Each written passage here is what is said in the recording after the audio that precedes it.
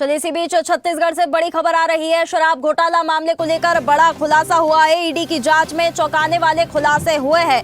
राजीव भवन जाता था शराब घोटाले का पैसा। हर महीने कार्टून में करोड़ों रुपए भेजे जाते थे। बड़ी खबर आपको बता रहे हैं। चलिए छत्तीसगढ़ से बड़ी खबर आपको बता रहे हैं इस वक्त की शराब घोटाले में बड़ा खुलासा हुआ है। ईडी की जांच में चौंकाने वाले ये खुलासे सामने आए हैं। यहाँ पर राजीव भवन शराब घोटाले का पूरा जो है पैसा जाता था कार्टून में भरकर। यहाँ पर करोड़ों रुपए जो है भेजे जाते थे। हर एक कार्टून में 1 करोड़ रुपए रखे जाते थे।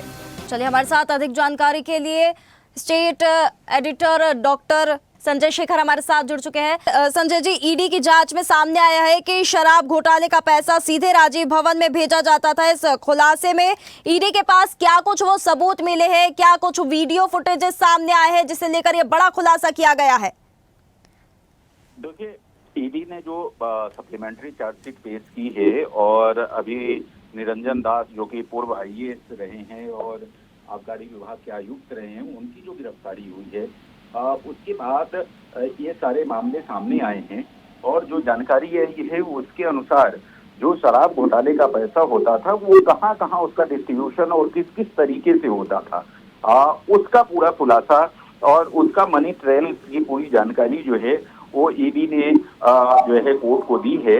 और कोर्ट को दी गई जानकारी के अनुसार जो मूल पैसा था वो 2 बड़ी जगह पे जाता था। एक तो जो पूर्व मुख्यमंत्री भूपेश बघेल हैं उनके पुत्र चैतन्य बघेल के पास और पप्पू बंसल के पास, जो उनका पूरा इन्वेस्टमेंट देखता था, वहां पर पैसा जाता था। दूसरा बड़ी रकम जो है वो कांग्रेस भवन जाया करती थी हर एक महीने, और एक बार में कार्टून में भर करके 1-1 करोड़ रुपए के 10 कार्टून एक साथ जाते थे और महीने में 4 बार ऐसा जाता था कांग्रेस भवन में वो पैसा। और राम गोपाल अग्रवाल जो कांग्रेस के कोषाध्यक्ष थे उनके माध्यम से फिर उसका डिस्ट्रीब्यूशन होता था। इसके अलावे जो तत्कालीन आबकारी मंत्री हैं उनके पास पैसा जाता था। तो एक टोटल जो मनी ट्रेल है और फिर उसका डिस्ट्रीब्यूशन किस तरीके से होता था, उसका निर्देश कहाँ से आता था, तो इसके लिए बाकायदा बिग बॉस नाम का एक ग्रुप बना हुआ था, व्हाट्सएप ग्रुप, जिसमें चैतन्य बघेल थे, जिसमें सौम्या चौरसिया थी, जिसमें अनिल टुटेजा थे। इस तरह के तमाम जो बड़े अधिकारी हैं जो सारी चीजों को कोऑर्डिनेट करते थे वो सारे लोग थे और उसके निर्देश के अनुसार पैसा का डिस्ट्रीब्यूशन होता था। तो ये पूरा मनी ट्रेल और जो व्हाट्सएप ग्रुप की जो सारे चैटिंग है वो ईडी के अधिकारियों ने निकाला है और कोर्ट में पेश किया है। संजय जी, इसमें एक और नाम सामने आ रहा है। ये जानकारी सामने आ रही है कि ढेबर के मैनेजर जो कर्मचारी है देवेंद्र डडसेना, उनके पास ये कार्टून यहाँ पर रखे जाते थे। तो अब देखिए इनकी भी जो भूमिका है वो गहरी मानी जा रही है।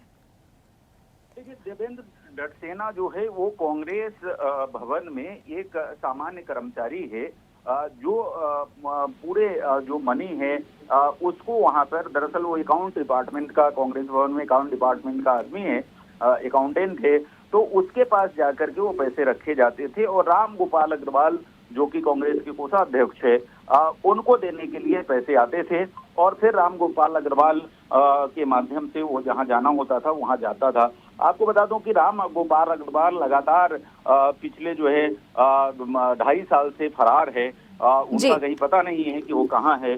और पिछले जी संजय जी, बिल्कुल ये बड़ा खुलासा हुआ है, सामने आ रहा है। देखिए हम रुक करते हैं हिमांशु पटेल का, हमारे साथ रायपुर से सीधा जुड़ गए हैं।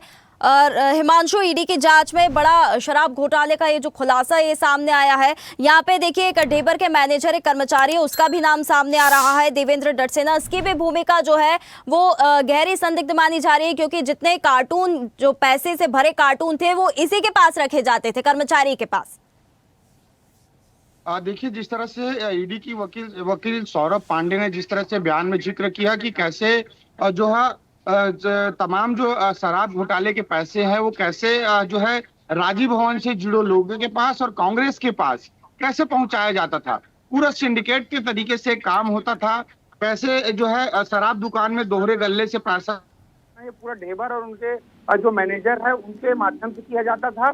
उसके माध्यम से देवेंद्र डडसेना के पास पैसा जाता था। देवेंद्र डडसेना के माध्यम से रामगोपाल को पैसे जाता था। तो कुल मिलाकर पूरे एक सिंडिकेट और सिस्टम तैयार था कि पैसे को कैसे कहां से कहां हस्तांतरण करना है। अब एक के बाद ये पूरा मामला है वो ईडी की जांच में लगातार जो है पूछताछ में तमाम जो चीजें नोटिस होते जा रही है और तमाम जो बातें हैं वो सीधे मजिस्ट्रेट के पास जो है बातें को रखी जा रही है, पॉइंट टू पॉइंट नोट की जा रही है।